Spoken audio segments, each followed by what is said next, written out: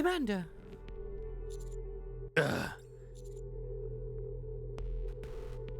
Mana? Am I in heaven? What's going on? The dragon, it's trying to break free again. Are you feeling okay? Of course I'm fine. The moment I try to sit up, I have to lie down again and flip over on my front. Ugh! A searing migraine begins to set in. Are you okay, Commander? My head? Take a deep breath. I follow Mana's advice. Now slowly exhale. Exhale slowly, like.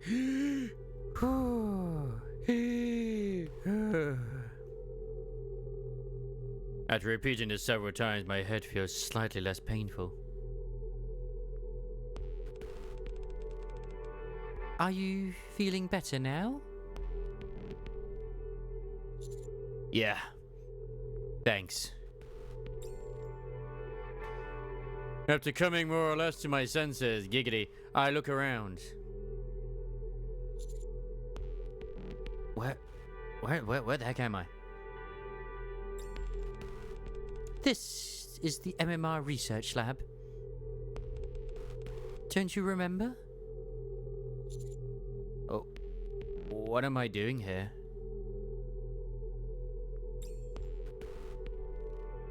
I can't remember a thing. Perhaps my headache has something to do with it. Like, there's no way, like, Ethan would just randomly be like, you know what? I'm going to send her a message, pretend I'm Mana, to go find Mana, who's down there. And then eventually she will lead him to where he was maybe born or something. I don't know. Hypothetically speaking, that's probably the case. No. Maybe? Maybe? I don't know. Can't remember a thing. Perhaps my headache has something to do with it. I close my eyes and sift through my thoughts.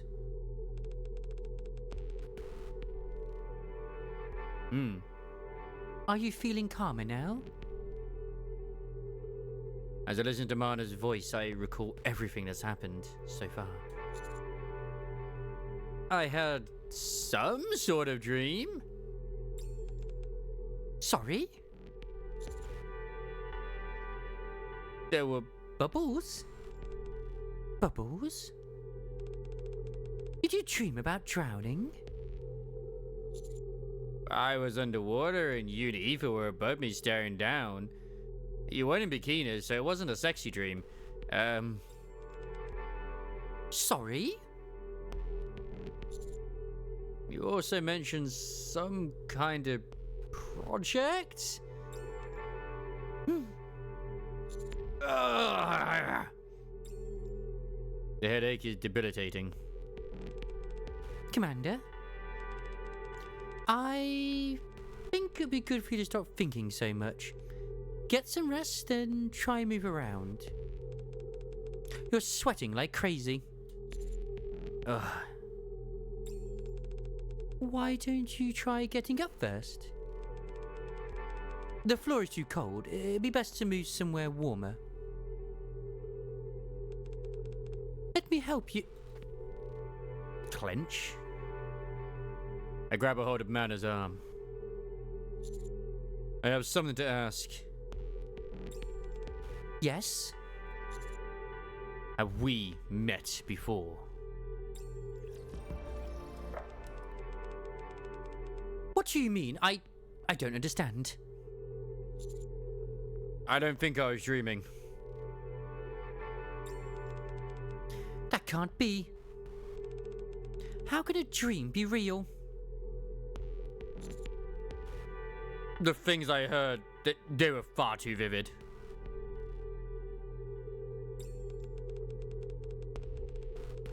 You probably feel that way since you're in well. No. It was a streamer. They were playing Final Fantasy XI. And they were in some sort of dungeon. They were fighting enemies to get themselves some underwear for a monk. Armored underwear. My god. This channel's name is Mugago on radio. Go check it out.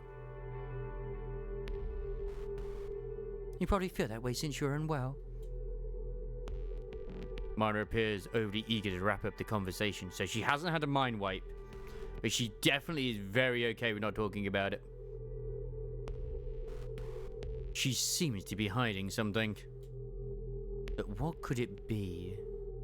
Also, don't forget, we also repeatedly get hugged and jumped on by Tia. Normally, we'd be absent. That's basically like getting assaulted by a bear.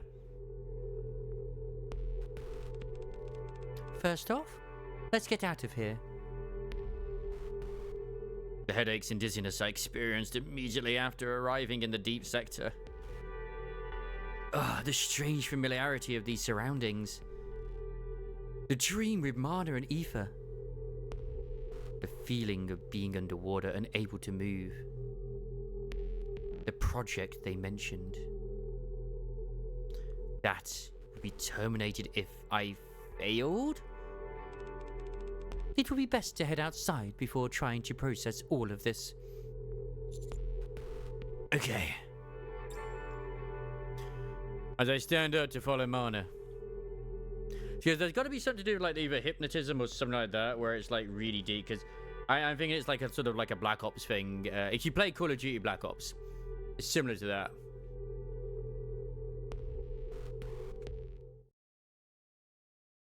My fingertip bumps into a tablet. Again? I saw something on this tablet before I collapsed. What was it? Why don't you rest in the prayer room? I'll search on my own for some way to reach the outside, but it's so dusty in there. I look around again. Before me is a tank filled with liquid. Yeah. Well, basically, it's got to be a way for them to, like, obviously wipe our mind in some form, or like maybe hypnotism in some way. Because we're clearly having a sort of like, what the hell, this is or maybe like a chip or something. Where if you try to remember it, it hurts you. Like the chip that Cartman got in South Park, where every time he swore, he got zapped. Big enough to fit a person. But not me, because I'm a Giga Chad. Ha ha! But I would have been younger then. The familiarity of the lab. The dream of being submerged in the tank. Yeah, I see what Ray meant when this, like, what the hell with having such a big story reveal and plot reveal in a side event that most people probably won't even go through. And not only that, but we're put in a squad with Rappy, who is obviously someone who is very secretive as well for Elysium because of the whole dual core thing with Red Hood. Anise, who could potentially be Pretty, who's that idol. How that is a thing, we don't know yet, but obviously there's history to Anise we don't know 100% of, and there's probably something in there. And Neon, who is a spy, and I have a strong feeling now after seeing her, as I said before, and also the glasses, that she is a spy sent from deep. She cannot be that NPC we saw before with the glasses, only because her titties are too small. Yeah. She's definitely an idol or something because she's part of Tetra.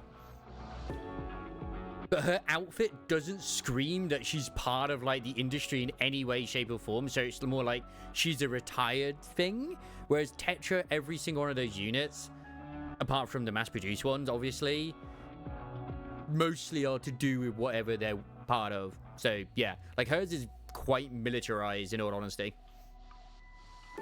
Something more bizarre about this that we're in an aircraft that was meant to blow up as defined by Enoch.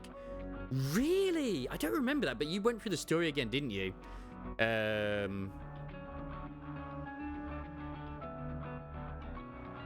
dream of being submerged in the tank. The words written on the tablet. Project AD. Oh, don't you ever feel that there are times when Master doesn't feel human?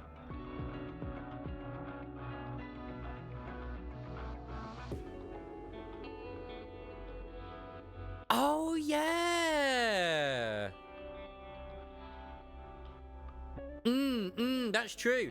That basically we were, maybe we were supposed to be disposed of at that point. Maybe the whole idea of that from the higher ups. Oh my god. The entire squad was meant to have been disposed of. Because... Huh.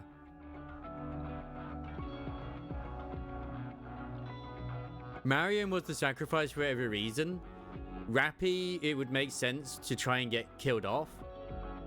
Anise, maybe as well. Obviously not by the CEOs, but by, like, potential higher-ups and whatnot too. And then Neon only joins the squad as you get back. Huh.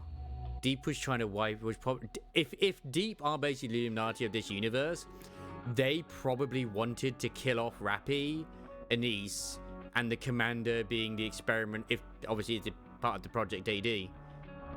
Huh. But because he survived and other stuff too, maybe they thought maybe we'll keep him around for a bit longer. You know, he was successful.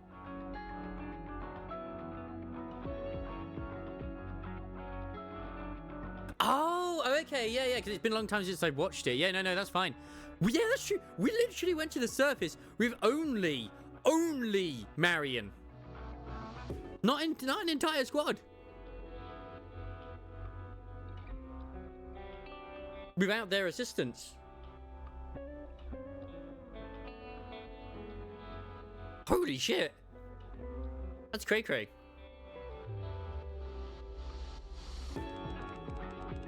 Okay, I wish I could say otherwise, but... Oh, there have been times when I thought the commander recovered unusually fast from injuries. You're right, but surely it's better than taking ages to recover from injuries.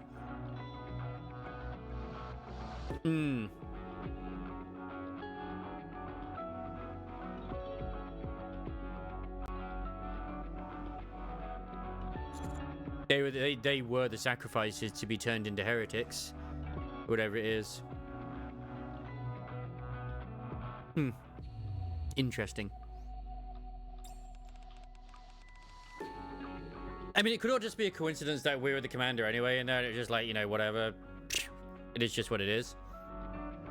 Commander, is something wrong? There was a project conducted in this lab, wasn't there? The only thing is, we may potentially get answers down the line.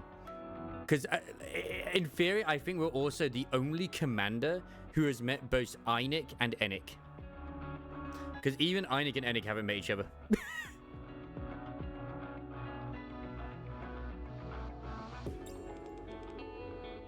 There was. But why? Did the project succeed? Sorry? Like, I'm not a law guy, as you all know, but yeah.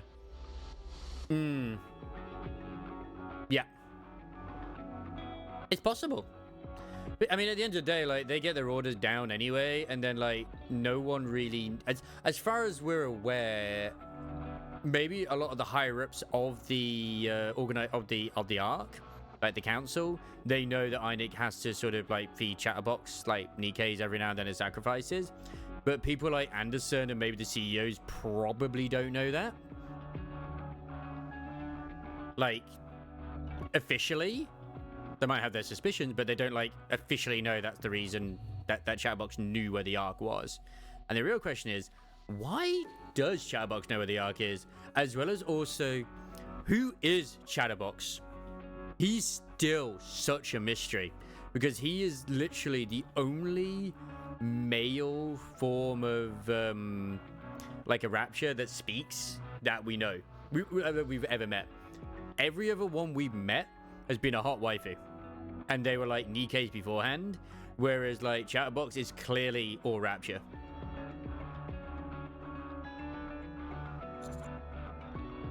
What was the name of the project?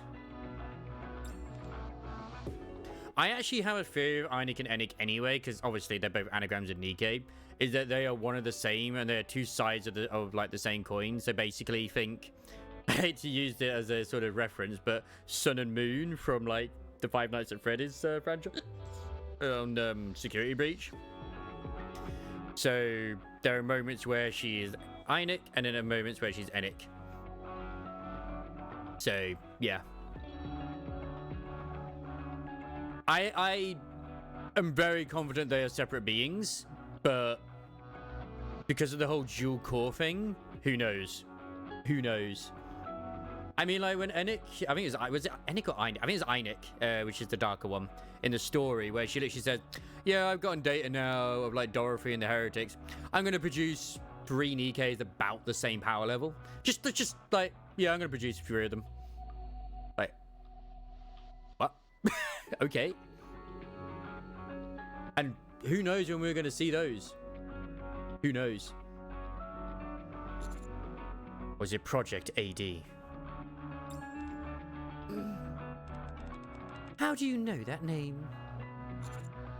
It's a project to enhance the human body, right?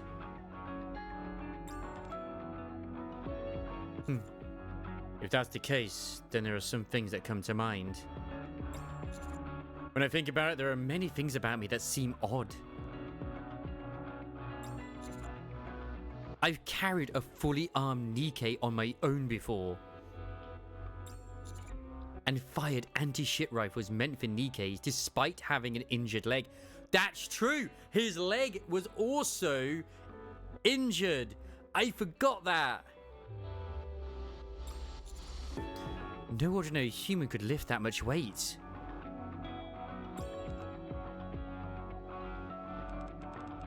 Well, he might simply be stronger than most people.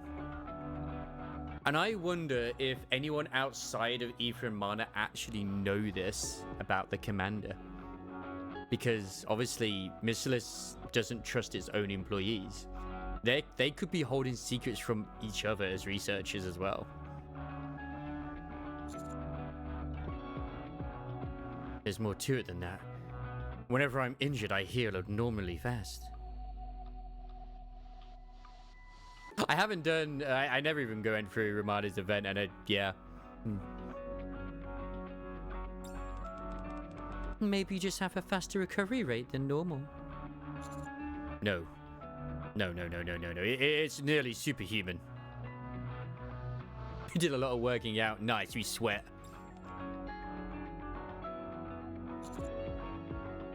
During operations, I've sustained all manners of injuries. From minor scuffs to being impaled through the stomach. But what's interesting with this is the reason why I'm theorizing now that this was their own secret, and like Aether kept it a secret about what that she was successful. Because his blood is Vaphaus. If she knew how to manufacture it or give him that blood, maybe, hypothetically, let's just say he's like literally created from scratch. That's impressive. She kept that a secret as well, because she would have known from researching on him too that his blood would have been Vaphaus. Maybe. Depending on if they had the information still, which, being Missilus, I would imagine yes. From minor scuffs to being impaled through the stomach. Because they actually even mentioned they knew about it. So, yeah. Despite sustaining what should be fatal injuries, I've always survived. In fact, the amount of time I require to heal has steadily decreased over time. That's true, actually. I see. No one with any sense could call that normal. You're right. It's certainly unusual.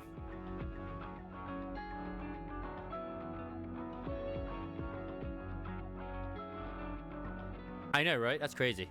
Could you imagine that was actually what happened? That's actually a thing. I thought the story would actually go through as to how Rappy lost her nymph. Because when they had the dual core thing, it even mentioned that the nymph was still there.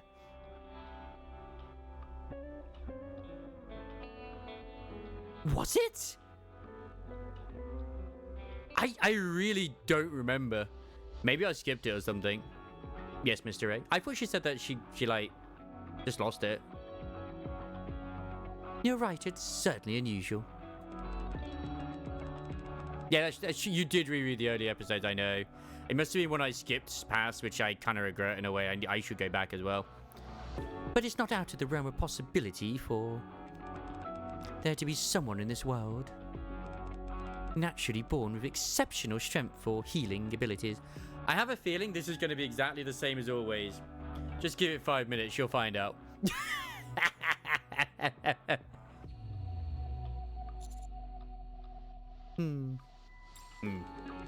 Things are only strange as you think they are. If you view things as normal, then they're not so strange anymore.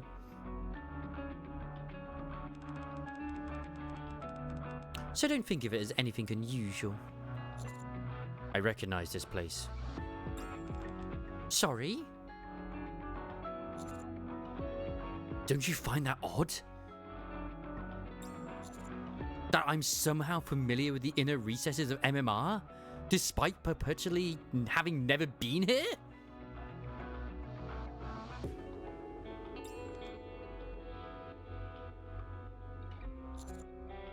Or am I just overthinking that as well?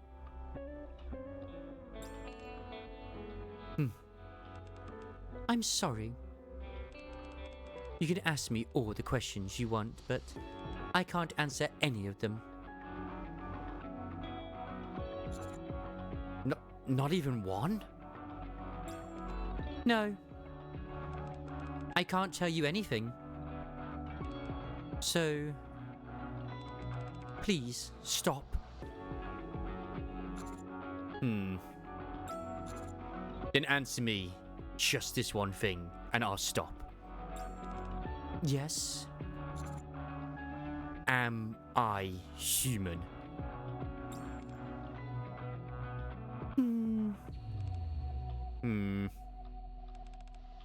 That's...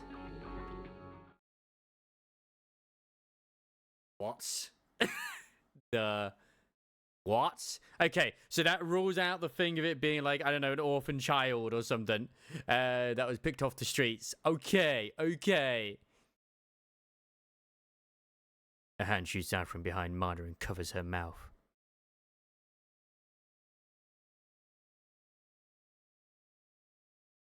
Okay, fair enough.